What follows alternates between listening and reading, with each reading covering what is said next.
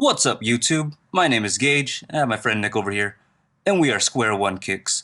On today's review, we'll be looking at the Kobe 11 Achilles heel. Now, with Kobe entering his final year as an LA Laker, this will be his final shoe he'll wear on court. So, with that being said, let's move on and take a look at what this shoe has to offer.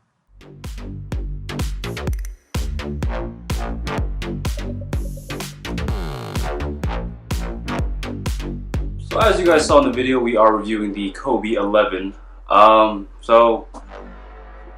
What's there to say about this shoe? It's Kobe's last model, so compared to the other models, I'm quite impressed actually. In overall looks, between the 10s and the 11s, I don't see too much of a difference. Look-wise, besides the sole, the structure of the shoe, it seems pretty. It's built quite the same to me. I think my favorite part is that, well, especially coming off the Kobe 10, which I personally did not like that much. The structure, the look of the shoe, it was just, you can say it's like a goofy kind of looking shoe. Yeah, it was a little round. Yeah, like the way they did the sole was a lot different than what they did with the 8s and the 9s, and that's what I think the 11 went back to a similar structure to like what you saw with like the 8s. So I think that personally made it a lot better of a shoe to me. The look of it's great. It's a super comfortable shoe, and I mean, can't go wrong with it being the Achilles heel. It sounds like and looks like a tough shoe. So let's move on to the features of the shoe. A TPU yarn for reinforced strength, and that's also layered on top with mesh. And what I like about this is that it conforms much easier to the foot.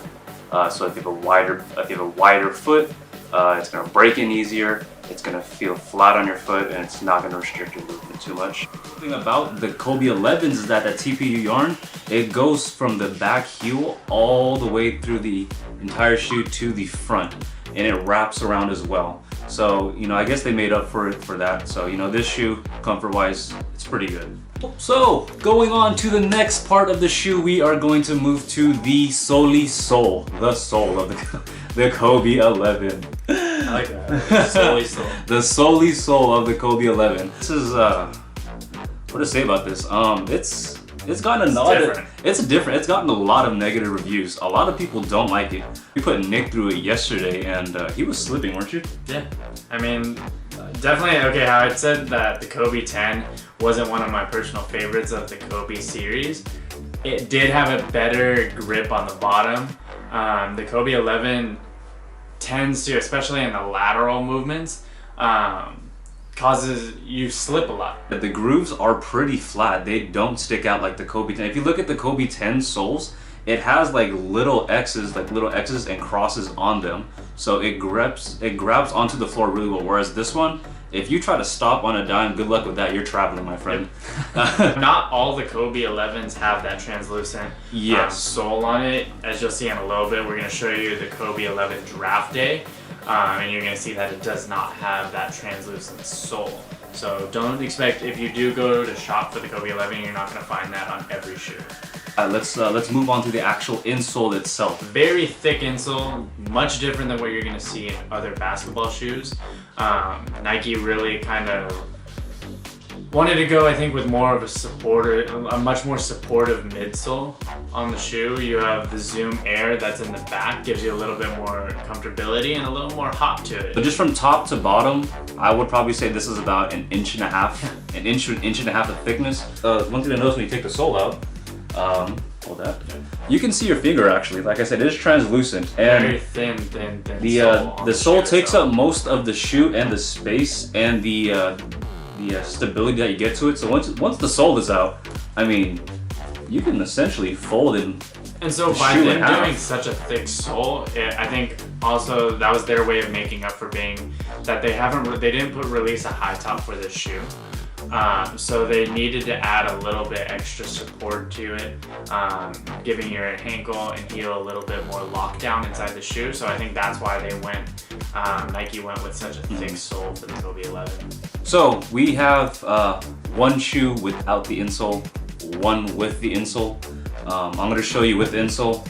So the flexibility, it's right there in the toe. I can't really do too much in the midsole, in the midfoot to the back heel. But then once we go take the sole out, I mean, you can essentially crush that thing in the palm of your hand. Notice in the back on the right heel, it does have the Achilles logo or the Achilles helmet right there. And that's only located on the right. And then on the left, you have the Kobe stitches where he had his surgery. And they have these stitches on the 10s as well. As I had said before, I was going to show you guys another colorway of the Kobe 11, and that's the Draft Days. This is the most recent colorway to come out. Again, you see that very thick insole inside the shoe. A little bit different. You don't get the zoom air on the back of this one. So, like I said, each Kobe 11 is going to be a little bit different. They kind of changed some of the structure of the insole. And then this one doesn't have the TPU yarn that runs along the outside. They went with a little bit of a different mesh, and then you have fly wire running under that mesh. Actually, it has the date in which Kobe was drafted to the Charlotte Hornets. So again, you kind of get your own little story with each of the Kobe 11s, which makes it a little bit unique and more special, being that it's his last shoe that he played in. You saw the Kobe 11 Achilles heel, and you saw the Kobe 11 Draft Days, and so we're just gonna compare the two. Kobe 11 Achilles heel, it has TPU yarn and flying it all around the shoe for breathability, lightweight, and for a much more easier break-in period. The Draft Days have the mesh that's along the outside. It still has a very strong structure, same with the Achilles heel, except they just kept the fly wire hidden under the mesh, and they didn't put the TPU yarn around this. The insoles, very different. The Kobe 11 Achilles heel has the Zoom Air unit in it, while the Draft Days do not. The Kobe 11 on the top, it's more of a, what would you say, like velvet? More of a velvety soft material, while the Kobe Draft Days is just plastic. As far as the Kobe 11 Achilles heel goes, I really love this shoe in terms of the design.